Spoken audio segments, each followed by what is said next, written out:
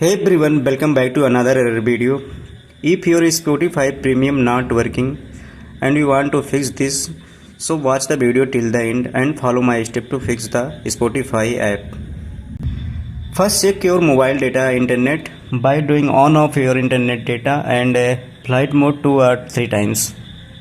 After doing this it is not working, then go to the Play Store and search Spotify and check for updates. If update is available, then update it first. If it is already updated, then go to the next solution. Long press on the app and go to the app info and go to the storage and cache. Clear cache and clear storage. After doing this, open your Spotify app and re-login again and check. If it is also not working, then last option is uninstall and reinstall the app. After reinstalling, your problem will be fixed.